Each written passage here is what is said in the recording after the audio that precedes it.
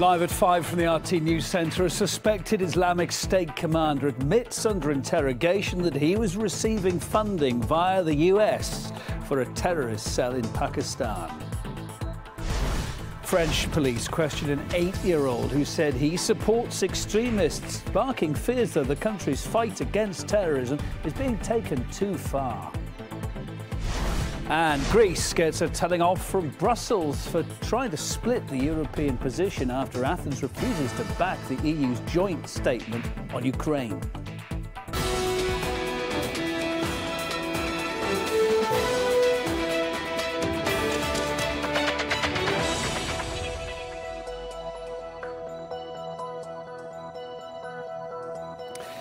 Live from Moscow, it's Kevin Owen with you. Thanks for choosing RT International, wherever you're watching around the world. First then this hour, a suspected Islamic State commander captured in Pakistan says he was receiving funds via the United States banking system.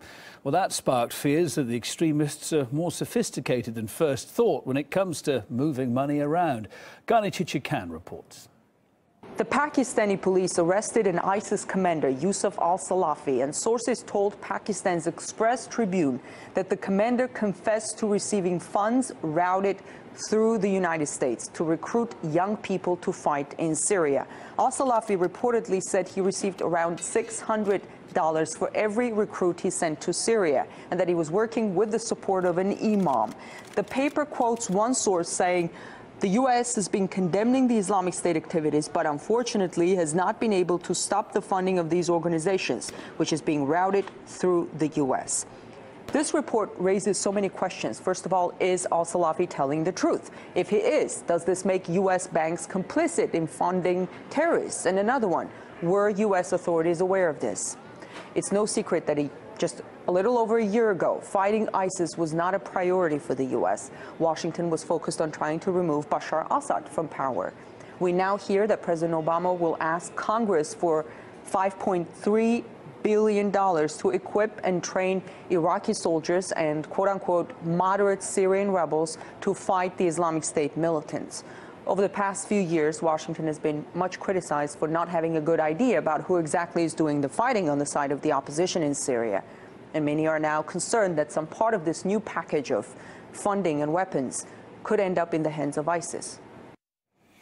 Our Washington correspondent, lawyer Christine Duhaime specialises in counter-terrorism financing. She says the chances of tracing the source of Islamic State's foreign funding are close to zero. They seem to be well aware of how anti-money laundering and counterterrorism laws work. And I think that they've organized their regime on purpose to avoid the systematic financial reporting that we have and our whole financial system. And a lot of what they've actually said, for example, some of their conversations on Twitter when they ask for money and on Ask FM and those platforms that they use around the world, they specifically ask people to use funding that does not use the modern financial transactional system. So I suspect that the amounts are going to be low for this type of a thing in order to avoid being reported. But of course, this is an organization that has reportedly $2 billion at its disposal, so $600 here and there is not a significant amount of money to them for anything really. But the Islamic State doesn't always have to be so ingenious to get what it wants, it seems, especially when it comes to obtaining weapons. Luck has often played a bigger part in it. Let's take last June. Then the extremists seized 4 key cities that had simply been abandoned by the Iraqi army, allowing them therefore to rob banks and pillage military bases packed with arms. Just a month later, weapons intended for moderate Syrian rebels were instead mistakenly passed to Islamic State militants. Then ammo and gun supplies literally fell out of the skies into the hands of ISIS thanks to an airdrop gone wrong. The Pentagon had hoped to arm the Kurds but blamed wind for the miss. Next this afternoon, there are fears France has taken its fight against terrorism a step too far after police interrogated an 80-year-old boy. The boy refused to take part in the school's minute of silence in memory of the victims of the Paris magazine shooting.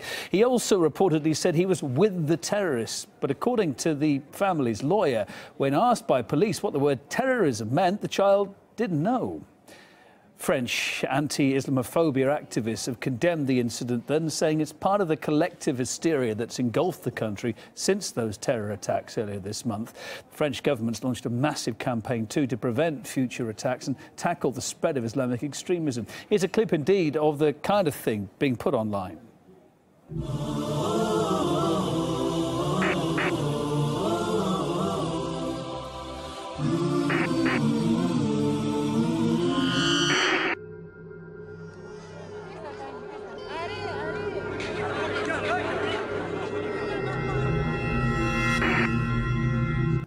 And it's not just France. Religious tensions are boiling in Britain as well. It's not just the police there are on patrol in London these days. There are Jewish patrol cars from the Shomrim security group who are getting in on the act. And there are also Islamic Sharia patrols who are locking horns in turn with firebrand Christian patrols. They're all known occasionally to cause trouble. They became more active after the siege at that kosher store in Paris this month. RT's Harry Fear caught up with one of their members. What motivates you? My love for this country. The head of the Christian and openly anti-Muslim group says it's becoming the premier patriotic organisation in the UK. They've recently revived their so-called Christian patrols in high Muslim population areas, notably in what it calls Muslim-occupied East London. It's treachery and that area has been transformed from an area of our city filled with our people that endured the Blitz, and now it's looks like Pakistan or Saudi Arabia. Patrols were originally organised to combat infamous Muslim patrols last spring. Go away from the mosque now. Muslim patrol. The Muslim gangs in particular are harassing women who are not covered up properly or not dressed how they would like, you know, under Sharia law. Activists hand out provocative leaflets with no face veils and no mosques symbols. As the activists and residents clash, police step in numbers.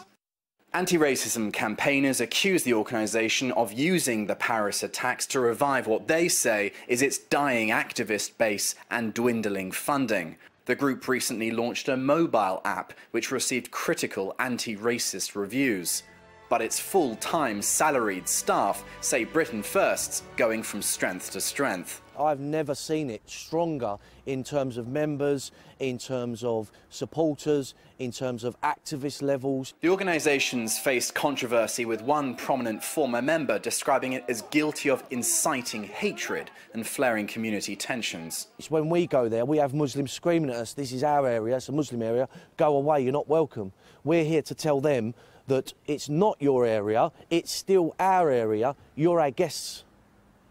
By and large, the community, which includes the Muslims who live here, think they're rather a joke. But of course they do have the capacity of causing real upset. And judging by the organisation's reach on social media, their message is resonating with hundreds of thousands. Their Facebook page boasts almost as many followers as the Tories, Labour and Lib Dems combined. I don't think they're Christian at all.